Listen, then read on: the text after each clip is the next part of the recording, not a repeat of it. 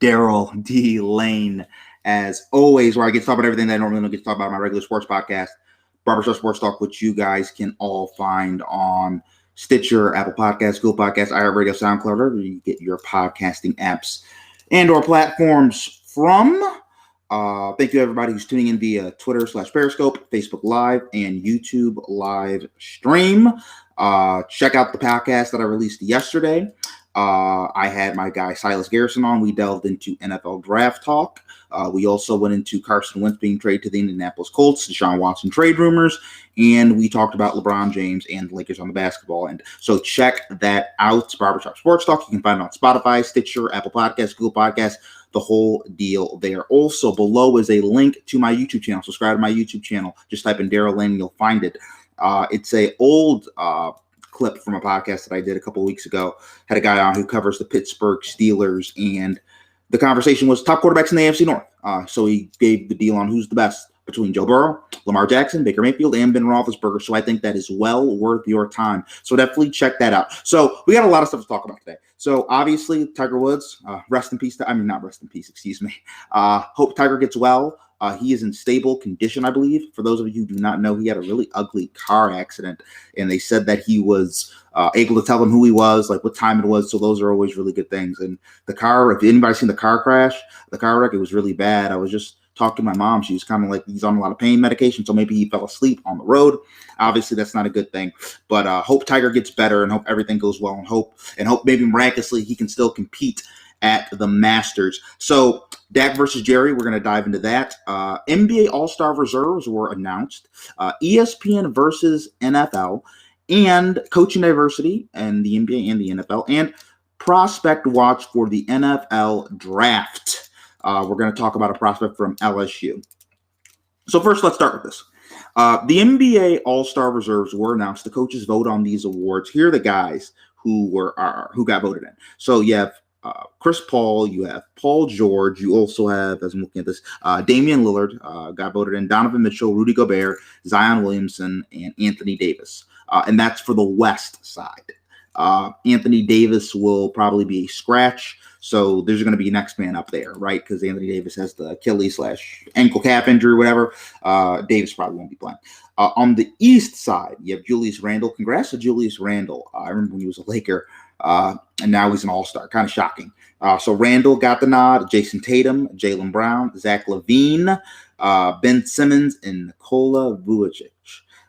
Now, some concern and debate was the fact that Devin Booker, who's averaging like 24, 25 points per game, I was averaging like 28 last year, did not make it. LeBron, a lot of players talking about this, how Devin Booker has been disrespected. I think it's sad, but the Western Conference is super, super tough. You look at a guy like Mike Conley, one of the best guards, most underrated guards in the NBA. He's never made an all-star team. It's hard to make all-star teams out in the West. For the podcast that I recorded today with my guy, Scotty Johnson, I'm going to be releasing that podcast on tomorrow. We gave our all-star predictions. So I just want to show you my all-star predictions really quick, and I'll just run through it. I had in the East, I had Tatum, Harden, Brown, Simmons, Trae Young, Chris Middleton, Sabonis. So the NBA, where they disagreed on the Eastern Conference side, was they had Vucevic in for the Orlando Magic, and they had Zach LaVine and Randall, and I did not have any of those guys. And also, Trae Young's a guy that missed it. I think that's really interesting. And I think this tells you a lot what coaches think about Trae Young, how he might not be a great defensive player. He's a ball hog, everything's centered around him. I think that tells you, because since the coaches do this tells you what the coaches tell the tape, what they really think of Trae Young and his ability. So that's why I always think the all-star reserves are interesting, by the way. On the West side, who I picked was Damian Lillard, Rudy Gobert, Donovan Mitchell, Paul George, Zion Williamson, Chris Paul, and DeMar DeRozan. I know DeMar DeRozan, but the Spurs, and I'll make this argument in the podcast, the Spurs, top 8 seed, and DeMar DeRozan's averaging 20 points, 5 rebounds, and 7 assists. Basically, I had this all right. The only difference was, I believe, as I'm looking at this, is Anthony Davis. And I didn't have Anthony Davis on because Davis will obviously not be playing. So who knows? Maybe DeMar DeRozan will actually play in the All-Star game. So here's what I'm going to say about Dak and the Dallas Cowboys. I think they're at a standstill. There was a report that came out yesterday that said both these parties, they're working towards a deal. They hope to sign Dak to a long-term deal. And now what it's being said is no progress has been made on that deal. We see this. The Kansas City Chiefs were able to get a deal done with Patrick Mahomes. The Houston Texans were able to get a deal done with Deshaun Jackson. Guys like Jared Goff and Carson Wentz, both their teams were able to get a deal with them. The Dallas Cowboys and Dak Prescott, they can't get a deal done because they don't want to get a deal done. They got a deal done for Ezekiel Elliott, and Ezekiel Elliott's pulling down women's tops on national TV. They just didn't want to do it. And I think eventually what's going to happen is Dak Prescott's going to leave Dallas. You can only franchise a guy so many times, disrespect the guy so many times. We saw this with Washington, the Washington Redskins, formerly Washington Redskins, now Washington football team. We saw this with them and Kirk Cousins. And Kirk Cousins was a guy similar to Dak, a guy that was drafted low, ended up outperforming his contract, his rookie deal, and this team kept franchising him. They're franchising him because they want to be proven right. You're not that good. You keep doing that, and then you see the Dak injury, you have ankle injury, it's popping out the bone. I just think this is going to keep getting worse and worse and worse because Dak has been the company guy.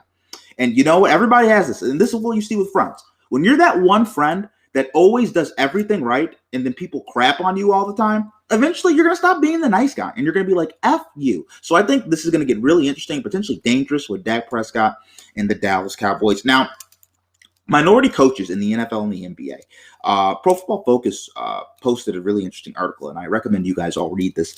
And it talked about how a lot of black coaches feel that when they're brought in for an interview, it's more so to satisfy the Rooney Rule.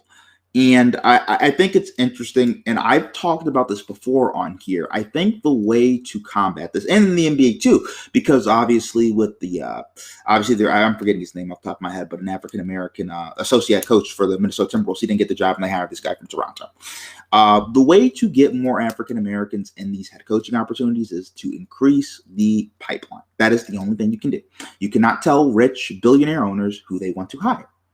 That's their right. That's why they buy the team. They buy the team so they can decide who they want to hire.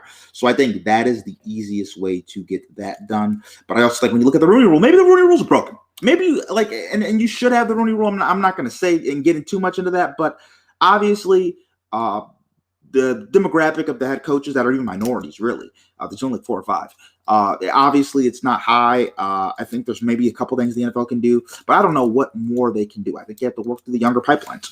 NFL and ESPN, they are $1 billion apart in terms of a TV right gap. In terms of TV rights for they're trying to negotiate on a new deal. $1 billion apart.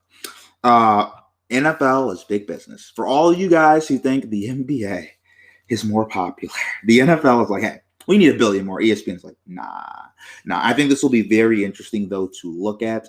The Monday night ratings have fluctuated over the years. Recently, people haven't liked the Booker McFarland, the Joe Tessitore show. Obviously, that's changed this year when you have guys like Louis Riddick on the call.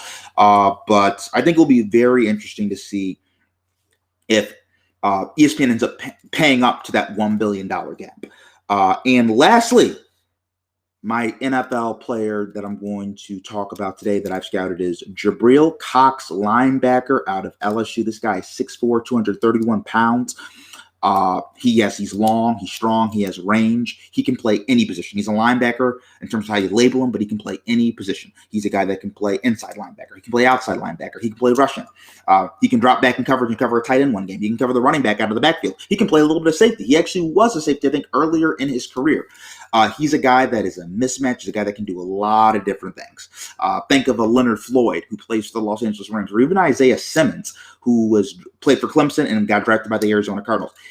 Gabriel Cox is that type of guy that you can play him everywhere. I think he's going to be a second or a third round pick. I'd be shocked if he was a first rounder. But if he was first rounder, it'd be late first round, but he's a second or third round pick. He's a guy that can do a multitude of different things. And he got he was fifth in the SEC in interceptions. So has a really good feel. Really good feel. He was at North Dakota State, the school that Carson Wentz went to, Trey Lance went to, group of subdivision, AA football. Was a 3-time national champion there, decided to move up to the SEC, the Southeastern Conference, the West Division, where the big dogs like Alabama and Texas A&M are, and excelled. So this guy's the real deal. I think if he gets in there in the NFL with really good coaching, he will be special. Gabriel Cox, 6'4", 231-pound linebacker out of LSU. Remember that name, folks. Teams that could use him: Buffalo Bills, Denver Broncos, Los Angeles Rams, Cleveland Browns, Los Angeles Chargers, Indianapolis Colts, Philadelphia Eagles, Dallas Cowboys, Carolina Panthers, Detroit Lions, Baltimore Ravens, New Orleans Saints, and Pittsburgh Steelers. If you're a fan of those teams, start looking at Gabriel Cox because he's a guy that you probably use. Thank you, everybody, for tuning into this edition of Outside the Shop with me, your host, Daryl D. Lane. Have a great day and God bless.